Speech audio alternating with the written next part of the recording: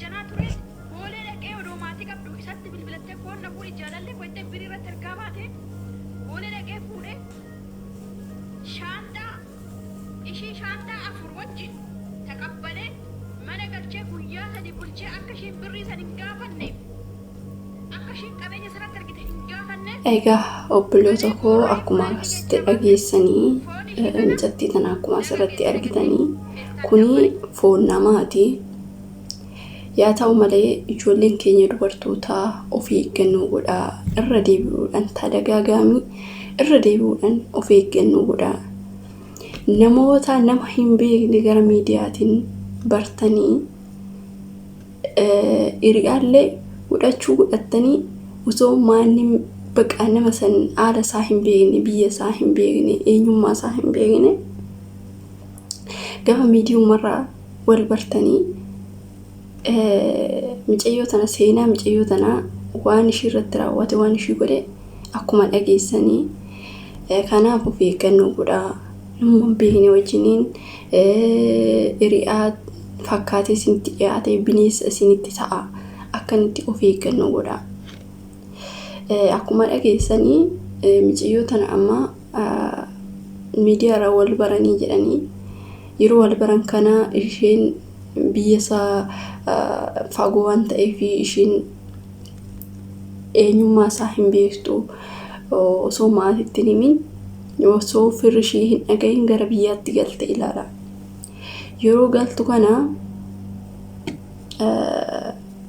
mucaan kun Finfinneetti mana qabatee waan akkanaa kun yeroo baay'ee deddeebi'aa ilaala. Dhugaa dubbachuuf yeroo meeqa deddeebi'aa jechuudha.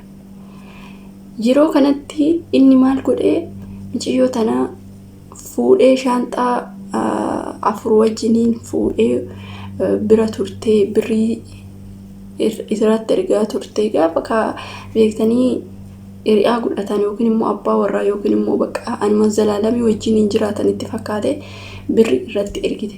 Birrii irratti ergite birrii ishiitiif jecha bira turte yeroo birumatti galtee biruma ishiitiif jecha odoo hin turin odoo hin bulin guyyaa 4 keessatti micayyoo tana ajjeesee kukkutee feestaalitti naqee madaabaraatti naqee bishaan qarqaratti geessee jedhan sinii galee bishaan qarqaratti geete sinii galee yeroo kana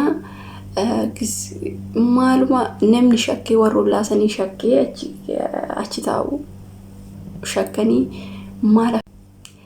maal akka inni haasa'u kaameraatu qabee jedhan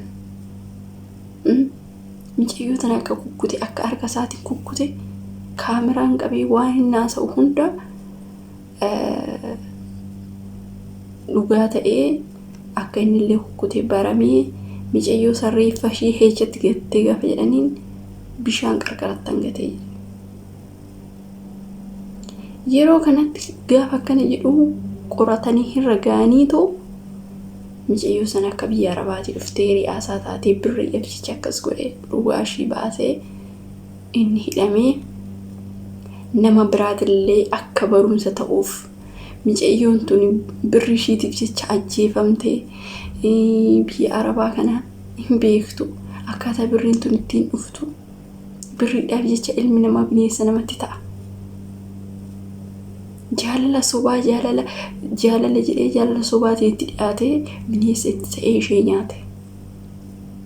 Kanaafuu yaa obboloota koo waan akkanaa kanarraa of eeggannoo godhaa. Dhiira dhugaa dubbachuuf amma feete jaaladhu garuu shakkuu qabda. Garuu immoo namni birrii kee hunda akka qabdutti akka hojjettetti anumaa ittiin hin hojjenne qarshii irratti hin ergine. Amma feete jaaladhu amma feete jaalalli birriidhaan hin madaalamu mulu walittuyyuu hin dhufu. In hojjetaa yookiin mana si ijaaraa jira sirriitti taphataattal. Tokko mana si ijaara jedhee sobee goyyoomsee kan mana namaa kaasee kan itti ergee ishee dhugaadha seetutu jira. Waan akkanaatitu baay'ata. Kanaaf of eeggannoo godhaa. Micayyoo sun duutee reeffa ishee torbee beeqatti torbee 3 torbee 4tti argame reeffi ishee akkanitti raamma'ee odoo maatii ishee hin argin odoo fira ishee hin argin ija maatii ishee osoo hin argin akkatti ciccittee birrii isheetiif jettee birriin ishee xilaatee itti bite. Kanaafuu nuti akka birrumti keenya hojjennee gubannee asitti akkanatti as qayyamnee ija xiqqaa fi guddaa ilaallee too bullu kana ifatamnee xilaata nutti bitti jechuudha. Rakkuma keenyan xilaata ofitti bitanna. Kana birrii kee seeran qabadhu. In jaalattaa birrii keetti hin ergin. Si jaalatu kanatti si jaalatu sin jaalatu daanan arii ofirraa gati. Si galee birrii kee namni dubartiin takka hin jirti nama hundoodoo hin taane. Namni tokko ka akka micattii tanaatti lubbuun isaa darbaa jechuudha. Namni gowwoomfamtee tunaa daasofti jettee amma haasaa kiyya kana keessattuu yoo amma namoonni dhaggeeffattanii tunaa daafa haasofti jettaniitu kanaafuu of eeggannoo godhaa. Irra deddeebi'uudhaan waan akkanaa kun baay'inaan waan muudateef namni tokko tarii nama biraatirraa hin baratu micayyoon tun nama akkas ta'e hin argine maal gocha wajjiniin isa tokkicha isa amantee isa biratti galti. Maa amma feete jaallatte isa biyya isaan beektu osoo kan biyya ishii ta'e akkanan godhu.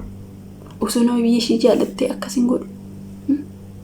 Kana heecha feecha hin beektu sanummoo kophaa ishii hin shakkitu abbaa manaa keetiyyuu gaafa asii biyya arabaatii galtu shakkuu qabda. Garbachu akkas beektee kophaa kee gaafa ilmoo wal biraan qabda keessattuyyuu birriin tun akka ishiin xilaata namatti argumaan xilaata ofitti bitaa jiru hin beektu. Kanaafuyyuu yaa obboloota koo of eeggannoo godhaa. Waan akkanaa kun baay'atee jira. Waan akkanaa kun qarshiin ofuma ishiitii xilaata namatti ta'aa jirti.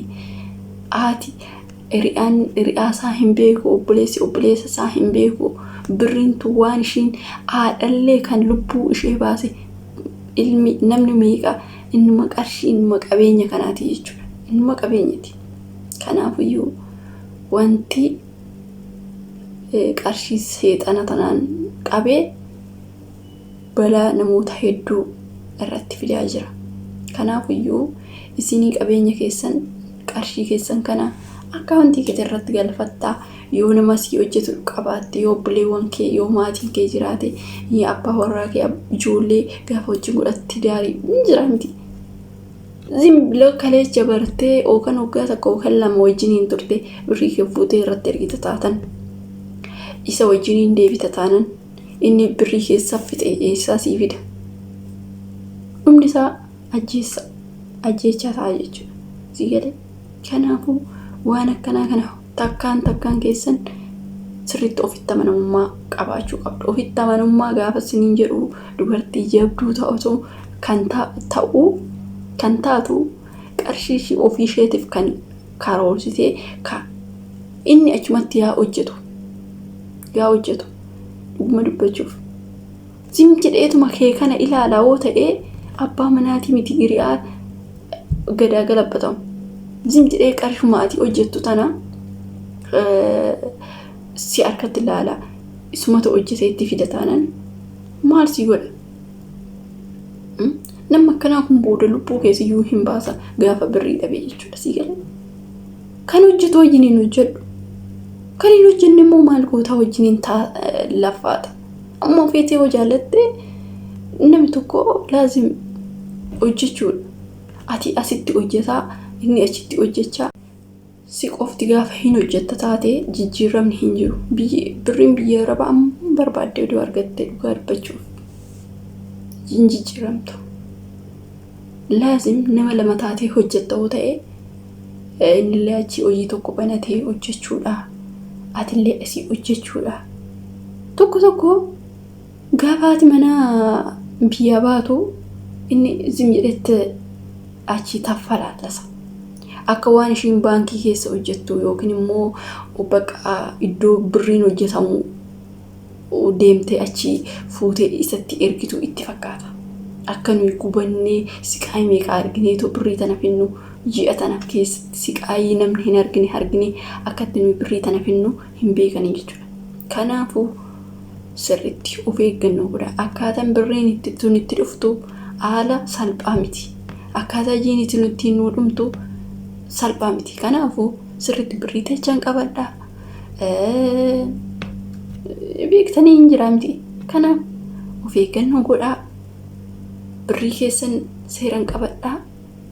Yoo kan ittiin hojii saniin hojjisiista yoo ta'e birrii kee xiqqoo ishee akkaantii irratti qabachuu qabda malee muluu fuutee itti ergitaa fuutee waan qabdu difinii kennita osoo hin taane siidhumatti yeroo san namni akkanaatu iyyuu namni birrii ji'a si eegee dabarsi kan akkasii deeftee ofirraa balleessuu qabda jechuudha.